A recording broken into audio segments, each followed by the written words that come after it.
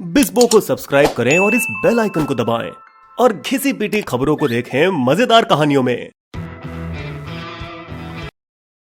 मोहनलाल, ममूटी और फहद फाजिल जैसे मलयाली सुपरस्टार होने के बावजूद एक खान है, आरिफ मोहम्मद खान, जो केरल में धमाल मचा रखा है।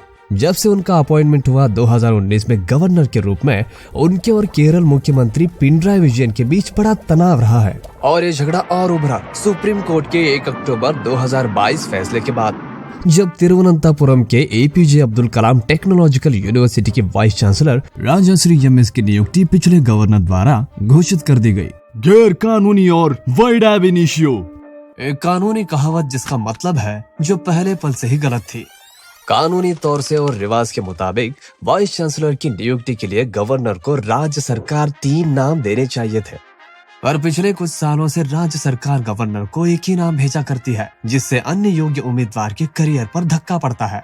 Sreejith PS, reputed Cochin university के डीन, एक ऐसे ही विद्वान थे जो इन अभ्यासों से पीड़ित हुए और कोर्ट में याचिका दर्ज की।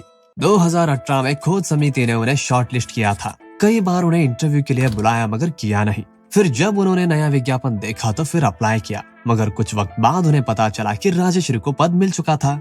अब खान के पास जब सुप्रीम कोर्ट के फैसले का हथियार मिला तो तकाजा किया कि 13 में से 9 वाइस चांसलर इन्हीं प्रक्रियात्मक अंतराल के आरोप के तहत पद से निकाले जाए, वरना उन्हें निष्कासन किया जाएगा।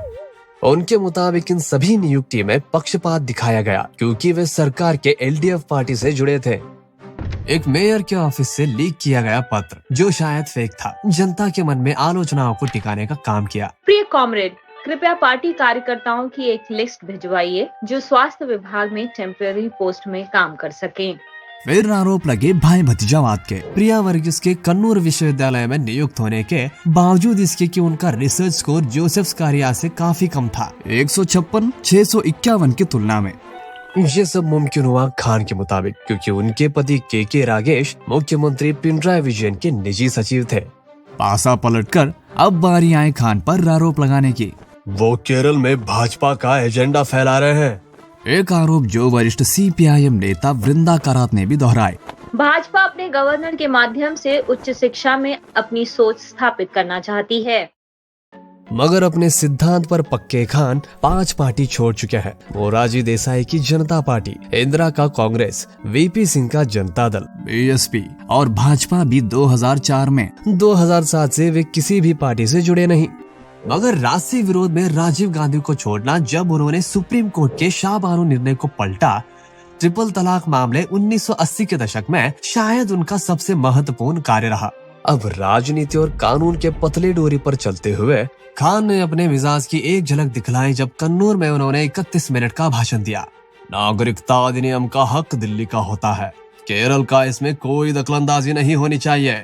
यहाँ हेक्टोल और कुछ पिछले हाथ से एलडीएफ सरकार सहित खान ने खुलेआम गंदे कपड़े जनता के सामने धोए। बेहतर होता कि खान विजयन के साथ अकेले में मशवरा करते, फिर अगर कोई सही जवाब नहीं मिलता तो ये बात राष्ट्रपति के साथ उठाते, मगर खान ने ऐसा नहीं किया और खुद सीमा थॉमस को APJ Abdul Kalam technological university में वाइस चांसलर नियुक्त किया, राजश्री की जगह। केरल सरकार ने इसका विरोध किया हाई कोर्ट में, मगर नाकाम रहा। यही कोर्ट उन सभी वंचित वाइस चांसलर की याचिकाएं भी सुन रहा है। संयोग से एलडीएफ सरकार ने कुछ समय पहले इन प्रतिकूल निर्णय से बचने के लिए कानूनी बदल डाला। पहले गवर्नर के पावर के बीच बाधा डाल के और फिर पूरी कटौती करके उसे वाइस चांसलर चुनने से ही नाकाम करना चाहा। ये पावर्स मुझे दे दे गवर्नर।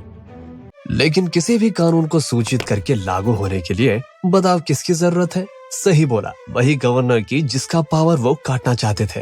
जाहिर है खान ने इस पर हस्ताक्षर करने से इनकार कर दिया और ना ही उन्होंने संसद वापस भेजा इस पर दोबारा सोच विचार करने के लिए।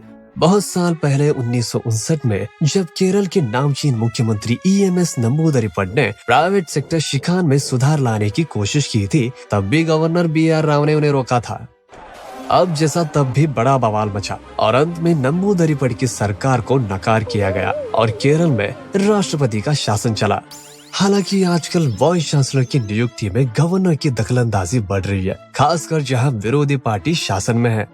डीएमके के स्टालिन ने अप्रैल 2022 में सभा में बिल पास करके गवर्नर RN रवि की राज्य विश्वविद्यालयों में वाइस चांसलर नियुक्त करने की शक्तियां बाधित की, जबकि महाराष्ट्र में उद्धव ठाकरे ने वही किया कैबिनेट निर्णय द्वारा, जिसे बाद में उल्टाया गया जब उनकी सरकार गिरी। जून 2020 में ममता बनर्जी का एक उल्लेखनीय झगड़ा हुआ जगदीप धनखड़ से, तब वेस्ट बंगाल के गवर्नर और अब उपराष्ट्रपति।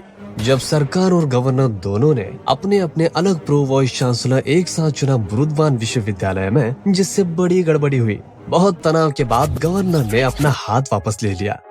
लेकिन देखिए, ये सब कारनामे के लिए अकेले भाजपा को दोषी नहीं ठहराना चाहिए। अपने दिनों में कांग्रेस पार्टी भी यही करतूत करते आए थे। 1980 में पूर्व गवर्नर ज्योति वेंकटचलम ने AV वर्गीस को केरल यूनिवर्सिटी का वाइस चांसलर बनाया। उस वक्त के मुख्यमंत्री E.K. नयनर के इच्छाओं के खिलाफ गवर्नर राम दुलारी सिन्हा ने उसी मुख्यमंत्री को एक बार फिर उदास किया जब उन्होंने कैलिकट यूनिवर्सिटी में कुछ पद भरे। मामला अब पूरी तरह से अटका हुआ है। ना तो खान ना ही विजयन पीछे हटने के मूड में है। क्या ये हादसा एक संवैधानिक संकट बनकर विजयन की सरकार को गिरा सकता है? आप अपनी टिप्पणी जरूर दें। मिसबो की शायरी, खान मान शान का केरल में मचा है जोरदार खेल। राजनीति में नहीं हो रहा किसी एक दूसरे से मेल। आपस में भिड़े सत्ता के लिए अब चाहे फूटे किसी का माथा। ना तो खान ना ही विजयन, राजनीति में नहीं सहने वाले घाटा। हमारे वीडियो कंटेंट के सोर्सेस आपको डिस्क्रिप्शन में मिल जाएंगे।